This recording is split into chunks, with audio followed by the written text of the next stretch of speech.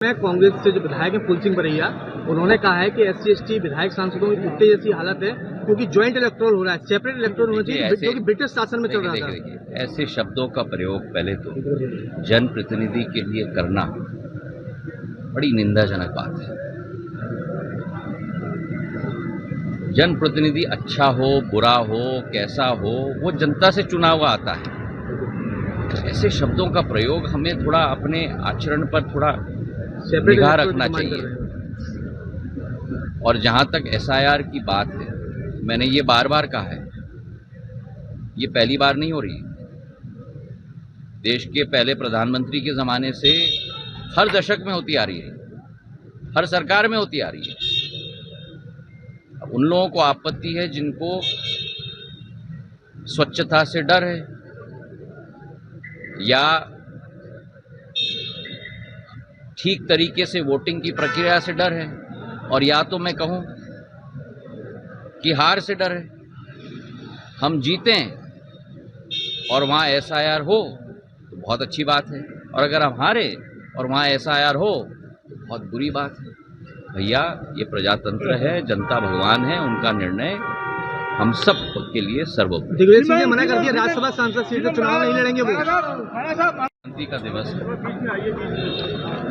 सभी ग्वालियर के वासियों को, प्रदेश के वासियों को मैं अपने तहे दिल से मकर संक्रांति के दिवस पर शुभकामनाएं अर्पित करना चाहता हूं। हमारे मराठी में बोल है कि गोड़ गोड़ बोल, मतलब अच्छी अच्छी बातें मकर संक्रांति के दिवस पे होनी चाहिए। अपनी शैली, चरित्र, चाल में सदैव कुछ मूल्यों और सिद्धांतों को हमें अपनाना चाहिए। इसी भाव के साथ मैं अपनी शुभकामनाएं अर्पित करना चाहता हूँ समूचे प्रदेश के वासियों को। आज मकर संक्रांति का दिवस वो दिवस भी है जिस दिवस पर हमें अपने मराठा शहीदों की याद करनी चाहिए। 14 जनवरी मकर संक्रांति के दिवस 1761 पानीपत के किले से सदाशिव भाव और विश्वासराव जी के नेतृत्व में संपूर्ण मराठा फौज ने अहमद शाह अब्दाली और रोहिला नजीबुद्दौला का सामना पानीपत में किया था। हर हर महादेव के नारे के आधार पर उन्होंने माँ भारती की एकता और अखंडता बनाए रखने के लिए विदेशी आक्रांताओं के विरुद्ध भारत की माटी की सौगंध स्पष्ट करने के लिए अपने जीवन का बलिदान दिया और वीर गति प्राप्त की। उन 1 लाख भारत माता के वीरों में 16 सिंधिया परिवार के वंशज भी पूर्ण रूप से उन्होंने अपने जीवन को न्यौछावर करके अपने जीवन का बलिदान दिया। और उस क्रांति की राख में से एक ज्वालामुखी के रूप में माजी महाराज उभरे, जो उस रणभूमि में संपूर्ण तरीके से लहूलुहान हो चुके हैं। और यही करिश्मा है भारत माता की कि 10 साल के अंदर जिस मराठा साम्राज्य और सेना को संपूर्ण रूप से पराजित कर दिया, वही मराठा